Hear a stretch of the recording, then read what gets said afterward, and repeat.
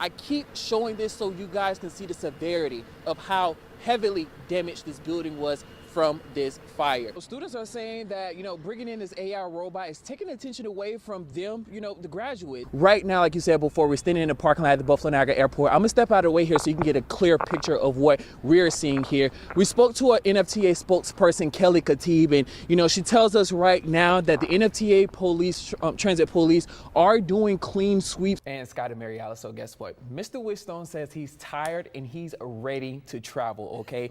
So his first stop piece, yes, I know, right? 24 years of volunteering, right? Similar establishments all said the same thing. They said the construction here in this area has really negatively impacted businesses. This is our station vehicle, and you can see it's literally covered in ice. You see it's very thick over here at the top too. Something very similar to what we all seen on our vehicles this morning. Yeah, as you can see behind me here, demolition is currently underway, and it started a little ahead of schedule, but I'm gonna step out of the way here. As you can see, that is the first of 24 buildings out here to be demolished. Why did it take something extreme as 10 black people getting killed to kind of really jumpstart this initiative? Well, we've been working on it before then. That's how TOPS got here. But one store isn't enough. Before we came out here, there was more information the city officials and the mayor gave out, and they were very emotional while providing that update. Now the family and the community has gathered here at the Median Street. You see the space here? They're building a tribute of remembrance inside of this honor space, but that has not been the designated 514 memorial spot. From Main East down to desserts, and today, Sabretooth and I, we're gonna get a chance to try them out. The question that I ask, and I was asked, and I ask it myself, is why? This is really the next level. The Jewish community is upset, and so is Rabbi Mindy. I literally, my phone blew up last night from a lot of friends and colleagues because this has already started to go viral. He's talking about this political cartoon drawing by the Buffalo News. It shows President Biden uncertain in his actions as the death toll continues to rise in the war in Gaza. So I met him at the Shabbat Center for Jewish Life to talk about it. You could have used the flag of Israel. You could have made it in other cartoons. It's more Israel-based, and this one really went to the core. Took the Magen David, the Star of David, which to everyone is a Jewish symbol and symbolizes Jews. So he says he feels the Buffalo News is trying to say our local Jewish community is somewhat responsible. Cartoons like this is more like a political cartoon, man. It's supposed to cause debate and things like that. Do you think this is like a fair debate, or do you think like this is just kind of like one-sided? It's probably more open to interpretation than some I've seen. Jacob Nyhauser is a political science professor at UB.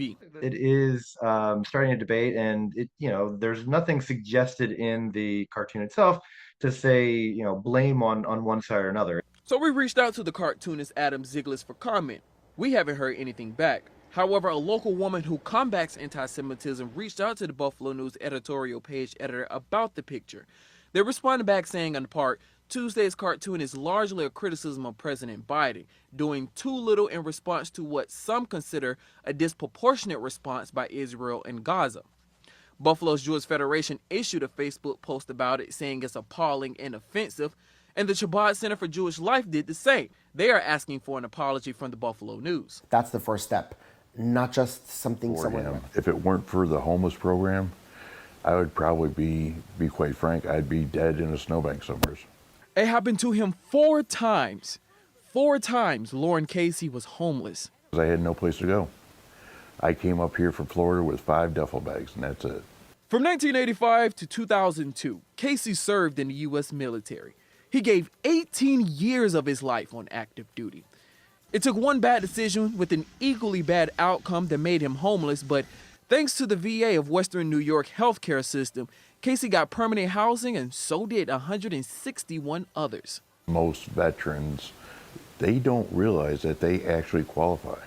They just don't try because they think that they, wouldn't qualify or anything like that. I mean, I look at it as the worst thing that he could say is no. And he's not wrong. I spoke with Kristen Weiss with the VA Western New York healthcare system, and she says requirements have gotten easier to get help. I tell everyone, just call. We have a department that figures out eligibility. Weiss is the homeless veteran program director. Give us a call. We'll figure it out. And if there's anything that we can do, we will. And if we're not able to within the VA, we will link you with the community resources that can help you. Now, Casey is a disabled veteran. His left leg was amputated because of his diabetes, and he has to use steps to get into his apartment. Does that make life a lot harder for you, anything like that? A lot harder. But that's okay because he's grateful to be able to call his 2-bedroom apartment home. I didn't know exactly how things were going to go, but I looked at it as I joined the military to get me out of my homeless situation. All right, Western New York, let's catch you up. Just over a month ago, BMHA started demolishing the 24-unit vacant Perry apartment buildings, turning the area of long-standing buildings from that to this. The demolition is proceeding without incident, and they're working very quickly and very fast. Which Executive Director of BMHA, Keelin Berrian, says crews have already knocked down about 7 different buildings. He says they average a building a week. On one side of the site, you can watch the demolition. On the other side of the site, you can watch the construction. Before redevelopment started, Brown says these developers had signed 3 master development agreements with BMHA to bring diversity to the project. 20% minimum workforce hours must be performed by MWBE employees. 40% of the workforce hours have to be performed by Section 3 employees. 10% of all contracts have to be awarded to Section 3 entities, and 20% have to be awarded to MWBE entities. We did a huge community outreach. Sandy Pavin is the owner of Renaissance Group, a job recruiter hired by the developer Penrose. She had a hiring event for the project. How can we connect jobs that are available at Commodore Perry with folks who are looking for work? Perhaps through her very detailed spreadsheet. Folks come to us and they fill out paperwork, they go into a database and they tell us what their skills are. And if a company is looking for a painter, they can then search. The number of people already signed up. We have 73 people. However, some jobs require special skills, but don't you worry about that. We can offer a class, there's both options, to get them OSHA 10 certified, because that will then increase their ability to be. I was heartbroken. Like I said, I wanted to do everything good. I didn't want to do no more bad, or I just wanted to push forward. So I put my all into Hilbert. I'm like, okay, this is where I'm going to succeed. This is where I'm going to push forward for the next 4 years. You can turn over a new leaf every hour if you choose. Arnold Bennett is exactly what Jamel Pridgett is trying to do. I was going to succeed in cybersecurity, and I was going to play on the football team, and it was a lot of things I was going to do. The 22-year-old made a mistake last year in November, which got him stuck with an attempted possession of a firearm charge. He was incarcerated for nearly 2 months. In March, he was placed on probation, and by May, Jamel decided to make a change by going to school. He got an acceptance through text message, but then We was just pushing forward to do everything we needed to do. But after the denial, and we started reaching out more and wonder what we did wrong or what we could have did better, they stopped replying. he was denied. They asked for his conviction information, which he gave twice. They can request additional information before they make a final decision, but they just made a final decision. Right. Jamel and his caseworker reached out for a conversation. His probation officer even did the same. So Two on Your Side reached out for the mishap, and in a statement, Hilbert College admits they messed up, saying in part, a technical error led to an automatic text message about the admission before our committee had completed its review.